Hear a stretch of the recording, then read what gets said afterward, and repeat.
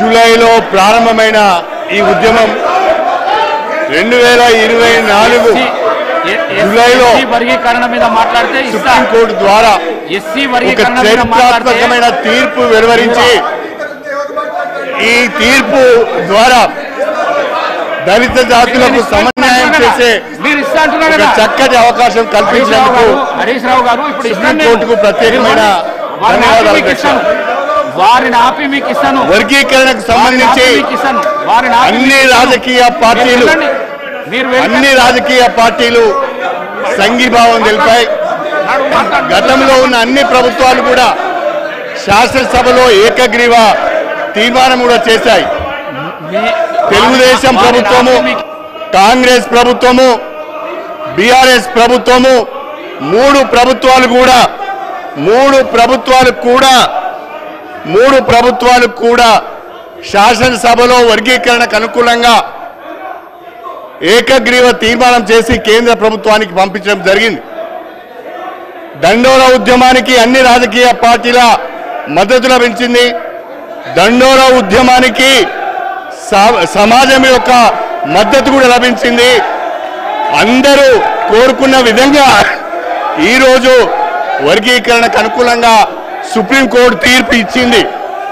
ఈ సుప్రీంకోర్టు తీర్పును అందరూ కూడా స్వాగతించాలని చెప్పి నేను మనసారా కోరుకుంటున్నాను. అధ్యక్ష, 30 సంవత్సరాలుగా ఈ ఉద్యమంతో నేను అసోసియేట్ అయి ఉన్నాను. అధికార పార్టీలో ఉన్నా, ప్రతిపక్షంలో ఉన్నా నేను దండోరా ఉద్యమంతో అసోసియేట్ అయి ఉన్నాను. అన్ని రాజకీయ పార్టీలు కూడా ఈ ఉద్యమానికి సంఘీభావం తెలిపాయి. ఈ నేపథ్యంలో సుప్రీంకోర్టు తీర్పు వచ్చింది. రాష్ట్రంలో కాంగ్రెస్ ప్రభుత్వం ఏర్పడగానే గౌరవనీయులు ముఖ్యమంత్రి గారు రేవంత్ రెడ్డి గారి నాయకత్వంలో ఈ వర్గీకరణకు సంఘీభావాన్ని తెలుపుతూ సుప్రీంకోర్టులో అఫిడవిట్ వేయడం జరిగింది. నేను ఒక శాసనసభ్యునిగా దళిత వర్గాలకు చెందిన వ్యక్తిగా మాట్లాడుతున్నాను. దయచేసి సభ్యులందరూ కూడా దీన్ని అర్థం చేసుకోవాల్సిందిగా కోరుతున్నాను. భారత రాష్ట్ర సమితి సభ్యులకు ఈ తీర్పు పట్ల ఏమాత్రం కూడా అవగాహన ఉన్నట్టుగా లేదు. ఈ తీర్పును వాళ్ళు వ్యతిరేకిస్తున్నట్టుగా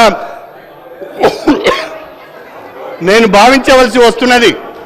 రేవంత్ రెడ్డి గారికి ప్రత్యేకంగా ధన్యవాదాలు తెలపాలి. ముఖ్యమంత్రి గారు ప్రత్యేకంగా అడ్వకేట్ని ఏర్పాటు చేసి ముఖ్యమంత్రి గారు రాష్ట్ర ప్రభుత్వం ద్వారా అఫిడవిట్ని కూడా ఫైల్ చేయించి వర్గీకరణకు మద్దతు తెలిపారు. అదేవిధంగా కేంద్ర ప్రభుత్వానికి కూడా నేను హృదయపూర్వకంగా నా అభినందనలు తెలియజేస్తున్నాను. కేంద్ర ప్రభుత్వం కూడా వర్గీకరణకు అనుకూలంగా సుప్రీంకోర్టులో అఫిడవిట్ ఫైల్ చేసింది.